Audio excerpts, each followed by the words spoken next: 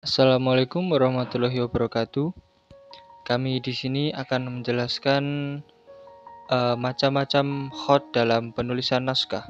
Tetapi sebelum itu, perkenalkan anggota kelompok kami, yaitu yang pertama saya sendiri, yaitu Cicu Yogi Prasetyo dengan NIM B02210017, dan yang kedua Rehan Triatmojo dengan NIM B02210060, dan yang terakhir adalah Rosi Pratiwi dengan NIM B02210066.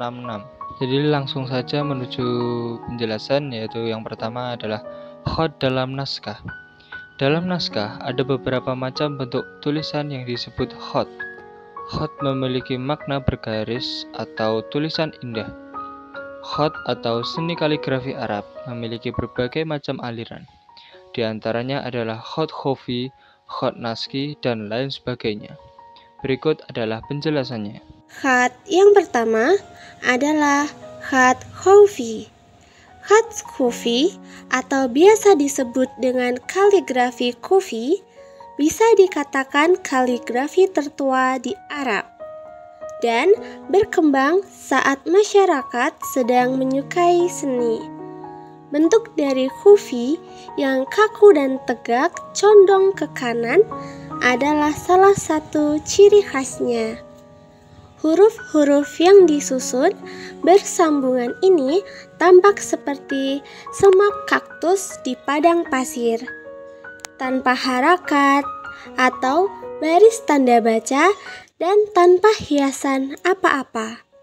Susunan ini disebut sebagai tulisan ma'il. Meski begitu, khofi sangat lentur dan mudah dikembangkan. Berikut adalah jenis-jenis khat khofi.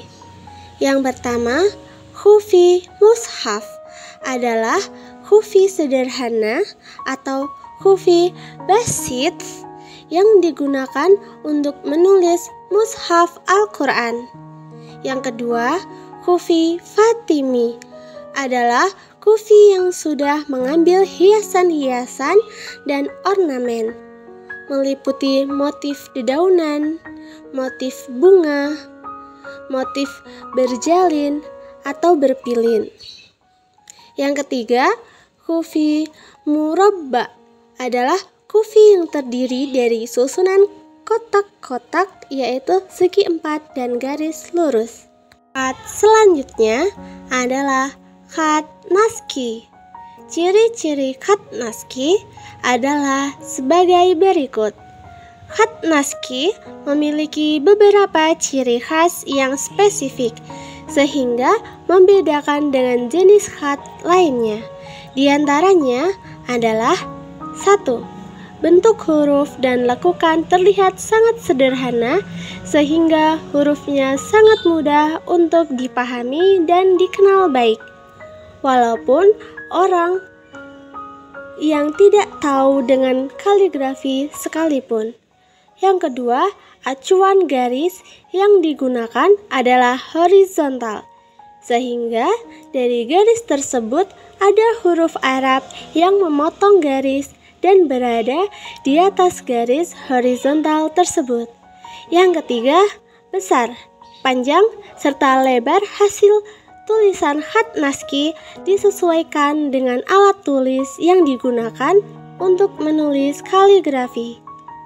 Ciri yang keempat, cara penulisan tasydid maupun variasi khat ditulis menggunakan alat tulis atau pena yang lebih kecil daripada pena untuk menulis huruf tunggal. Yang kelima, semua jenis harakat pada khat naski baik fathah dan dumah atau sukun berada di atas huruf kecuali harakat kasrah berada di bawah huruf. Khat selanjutnya adalah khat thuluth. Thuluth dalam bahasa Arab berarti sepertiga atau sepertiga ukuran kalam biasanya. Khat thuluth dianggap sebagai khat yang memiliki tingkat keindahan paling tinggi daripada jenis khat lainnya. Di samping juga yang paling sulit untuk dipelajari. khat sulus sering digunakan untuk keperluan dekoratif seperti penulisan nama surat dalam Al-Quran, judul-judul kitab, dan hiasan. Ciri khas sulus di antara lain adalah mempunyai tarwis atau kepala pada huruf-huruf tegak.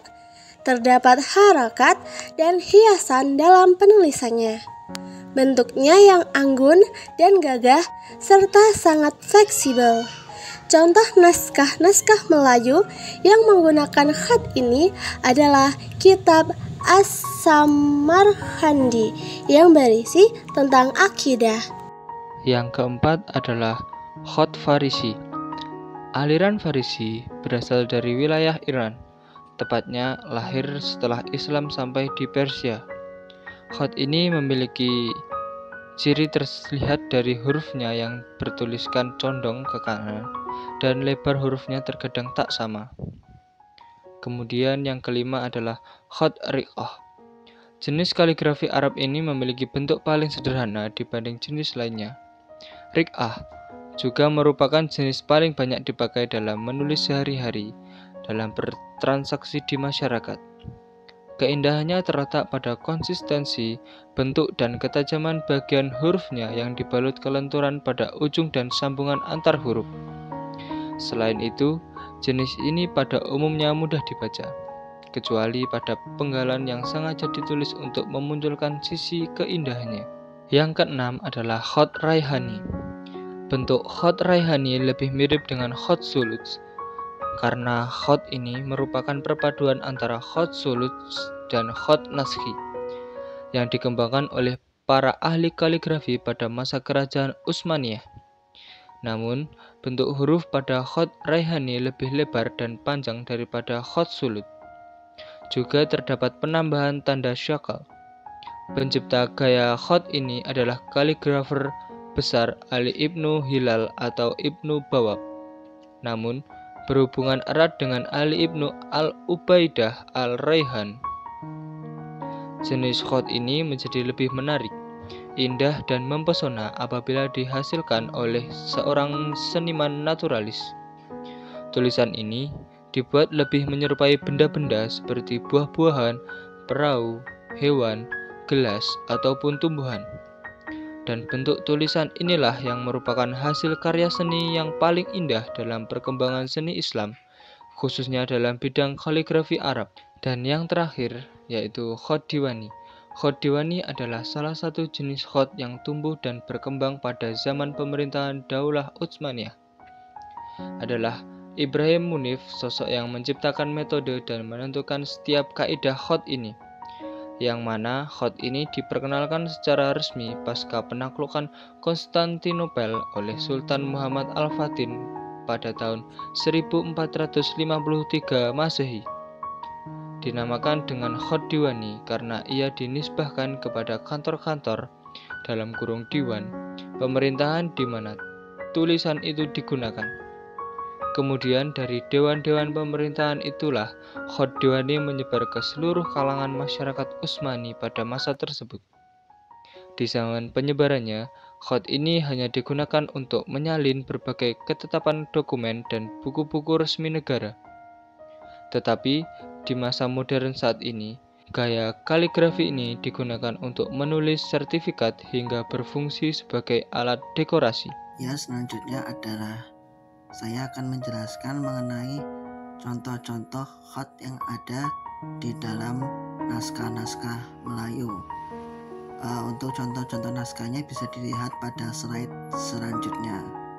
Ya, di sini yang pertama saya akan menjelaskan mengenai naskah syair Bujang Perempuan. Bisa dilihat di slide yang ditampilkan.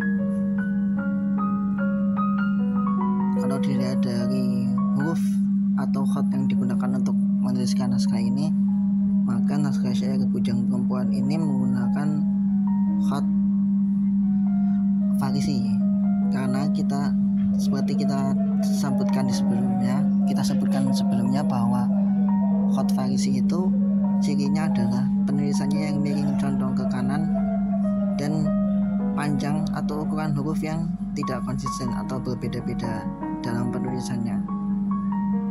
Dan ciri khas lainnya adalah gerigi di tiap-tiap huruf yang seharusnya bergerigi tidak terlalu ditampakkan.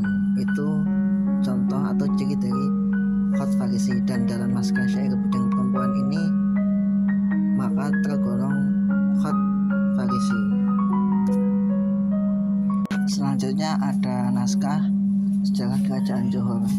Naskah ini saya kutip atau saya ambil dari digitalisasi naskah yang ada di British Library. Untuk naskah ini, jika kita lihat dari penulisannya, maka naskah ini termasuk menggunakan khat naskhi karena bentuknya yang sederhana, mudah dibaca, dan jika kita perhatikan garis tulisnya, ada huruf-huruf yang ditulis itu memotong garis horizontal. Dan perlu digarisbawahi lagi bahwa yang paling mencolok dari khat naskhi ini adalah sederhana bentuknya dan langsung to the point untuk menjelaskan isi naskah. Maka untuk naskah sejarah kerajaan Johor ini dikategorikan menggunakan khat naskhi. Selanjutnya ada naskah syair dagang berjual beli yang ditulis Tuan Simi di Singapura. Naskah ini saya kutip dari perpustakaan Prancis. Digitalisasinya, file digitalnya ada di sana. Dan kita lihat di sini untuk khat yang digunakan di dalam naskah syair dagang berjual beli ini termasuk ke dalam penggunaan khat farisi yang dimana untuk besar ke kecil ukuran huruf yang ditulis itu banyak yang berbeda ya. Dan ciri khas lainnya adalah penulisannya yang condong miring ke kanan, lebih tepatnya kanan atas. Dan satu lagi ciri khas dari khat farisi ini adalah gerigi dari huruf-huruf yang seharusnya bergerigi seperti sin, shin, dan yang lainnya tidak terlalu ditonjolkan dan cenderung dibuat panjang. Jadi bisa disimpulkan bahwa naskah syair dagang berjual beli ini termasuk ke dalam penggunaan khat farisi. Lalu yang terakhir ada naskah wasiat Luqman Al-Hakim. Tempat digitalisasi dan penyimpanan naskah ini sama seperti naskah sebelumnya, yaitu ada di perpustakaan Prancis. Dan untuk penggunaan khat dalam naskah ini adalah penggunaan khat farisi. Jadi kebanyakan naskah Melayu, naskah yang menggunakan huruf Arab Melayu memang cenderung lebih banyak menggunakan khat farisi yang bercirikan miring ke kanan dan huruf-hurufnya tidak bergerigi. Untuk seperti yang kita lihat, dan salah satunya adalah naskah wasiat Luqman Al-Hakim ini, yang mana naskah ini jika kita perhatikan khatnya maka bisa kita pahami atau bisa dapat kita simpulkan bahwa naskah ini menggunakan khat farisi yang berasal dari Persia. Dari paparan sebelumnya dan paparan mengenai contoh-contoh naskah yang penggunaan khat yang ada di dalam naskah itu, kebanyakan dari naskah-naskah Melayu dapat kita simpulkan menggunakan dua khat secara garis besar, yaitu khat naskhi dan khat farisi. Hal ini tentu bukan tanpa alasan. Alasan penggunaan dua khat ini tentu mempertimbangkan akses praktis, yaitu kemudahan agar tulisan-tulisan Arab Melayu ini, naskah-naskah Melayu ini bisa dengan mudah dibaca oleh khalayak. Tentu para penulis tidak mungkin akan memutuskan menggunakan khat khufi atau menggunakan khat raihani yang sangat bisa dikatakan rumit untuk digunakan dalam penulisan naskah. Karena naskah ini memang ditujukan untuk masyarakat, maka khat yang digunakan adalah khat yang mudah dibaca. Seperti yang telah kita lihat, kebanyakan naskah Melayu menggunakan khat naskhi dan juga khat faris yang memang sejak zaman dahulu sudah biasa digunakan untuk menuliskan teks-teks dengan huruf Arab.